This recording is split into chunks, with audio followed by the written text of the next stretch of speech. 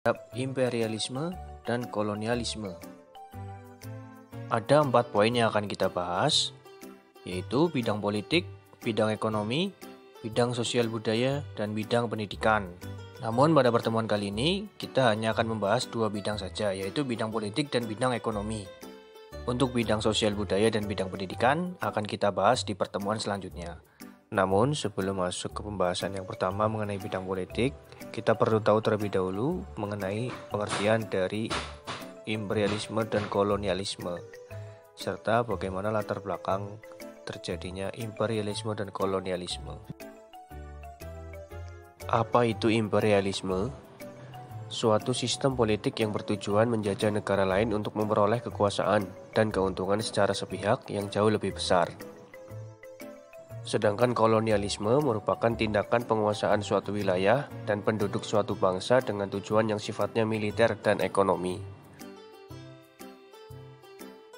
Keinginan bangsa Barat untuk menjelajahi dunia baru di kawasan timur, termasuk Indonesia, didorong oleh motivasi 3G, yaitu Gold, Glory, dan Gospel.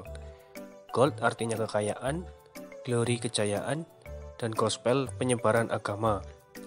Secara umum, bangsa Barat yang datang ke Indonesia memang diawali dengan berbagai kegiatan perdagangan yang memang sudah sangat umum dilakukan di Indonesia dengan berbagai bangsa.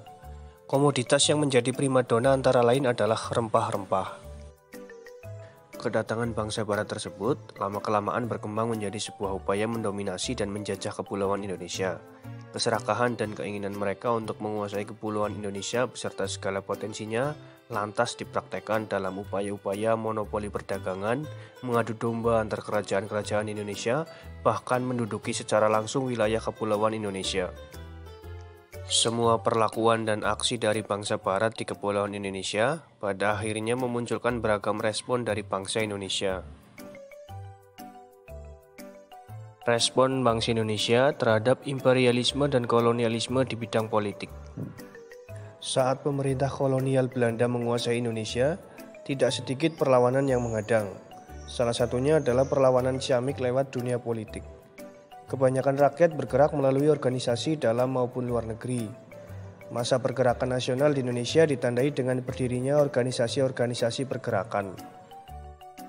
Masa pergerakan nasional dari tahun 1908 sampai 1942 dibagi dalam 3 tahap. Yang pertama, masa penyusunan dari tahun 1908 sampai 1920. Berdiri organisasi seperti Budi Utomo, Sarekat Islam, dan Indische Partij. Yang kedua, masa radikal atau non-kooperasi dari tahun 1920 sampai 1930.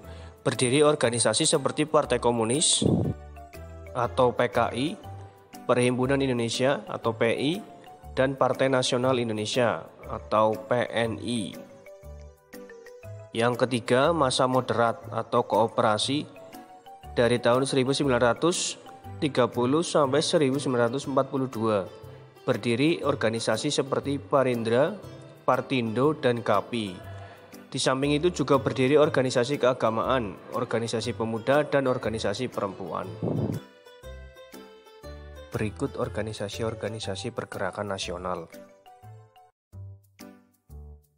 Yang pertama, organisasi Budi Utomo. Budi Utomo ialah organisasi yang didirikan tanggal 20 Mei 1908 oleh Dr. Sutomo dan para mahasiswa Stovia. Tujuan Budi Utomo yaitu mengusahakan kemajuan yang selaras untuk negeri dan bangsa. Tokohnya yaitu Wahidin Sudirohusodo dan Dr. Sutomo. Yang kedua, organisasi Sarekat Islam. Berdiri pada tanggal 14 September 1912 dengan tujuan membantu kemajuan taraf hidup Bumi Putra. Tokohnya yaitu Hos Cokroaminoto dan Agus Salim. Yang ketiga, organisasi Indische Partij. Berdiri pada tanggal 25 Desember 1912 dengan tujuan mempersiapkan rakyat Indonesia menjadi negara yang merdeka. Tokohnya yaitu Deus Dekker, Ki Hajar Dewantara, dan Cipto Mangunkusumo. Yang keempat, Organisasi Perhimpunan Indonesia, berdiri pada tanggal 25 Oktober 1908. Dengan tujuan memajukan kepentingan-kepentingan bersama orang-orang pribumi dan non-pribumi bukan Eropa di negeri Belanda. Tokohnya yaitu Muhammad Hatta dan Ki Hajar Dewantara. Yang kelima, Organisasi Partai Nasional Indonesia, berdiri pada tanggal 4 Juli 1927 dengan tujuan kemerdekaan Indonesia. Tokohnya yaitu Insinyur Soekarno. Yang keenam, Organisasi Gabungan Politik Indonesia atau GAPI, berdiri pada tanggal 4 Juli 1939 dengan tujuan Indonesia berparlemen. Tokohnya yaitu Muhammad Husni Tamrin. Respon bangsa Indonesia terhadap imperialisme dan kolonialisme di bidang ekonomi. Monopoli dagang VOC menyebabkan mundurnya perdagangan Nusantara di panggung perdagangan internasional. Berbagai upaya ekspor dilakukan oleh bangsa Belanda. Pedagang perantara dipegang oleh orang timur asing, terutama bangsa Cina dan bangsa Indonesia hanya menjadi pengecer, sehingga tidak memiliki jiwa wira swasta, jenis tanaman baru, serta cara memeliharanya. Dengan dilaksanakannya politik pintu terbuka, maka pengusaha pribumi yang modalnya kecil kalah bersaing, sehingga gulung tikar. Perkebunan di Jawa berkembang, sedangkan di Sumatera kesulitan tenaga kerja, sehingga dilakukan program transmigrasi. Untuk mendukung program penanaman modal barat, di Indonesia pemerintah Belanda membangun irigasi, waduk, jalan raya, jalan kereta api, dan pelabuhan. Untuk pembangunan tersebut digunakan tenaga secara paksa dengan sistem rodi atau kerja paksa. Dengan memperkenalkan sistem sewa tanah, terjadi pergeseran dari sistem ekonomi barang ke sistem ekonomi uang, yang juga menyebar di kalangan petani. Berbagai kerugian harus diderita bangsa Indonesia, khususnya di bidang ekonomi. Berbagai kebijakan dari pemerintah Hindia Belanda maupun periode penguasa sebelumnya, yaitu VOC, tidak ada yang menguntungkan bagi rakyat Indonesia kebanyakan.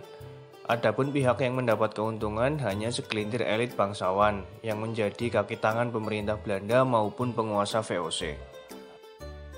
Hal tersebut memancing berbagai respon yang muncul dari bangsa Indonesia, khususnya dalam hal bidang ekonomi. Perlawanan yang lahir dari penolakan terhadap sistem monopoli yang dilakukan VOC maupun pemerintah Belanda. Berikut beberapa respon perlawanan terhadap sistem monopoli.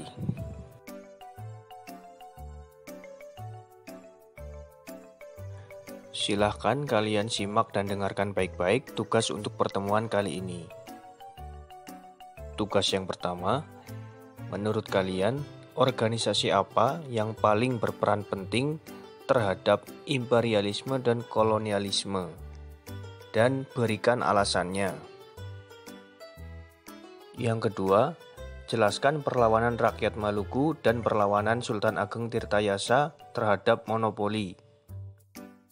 Kerjakan tugas di buku catatan kalian masing-masing.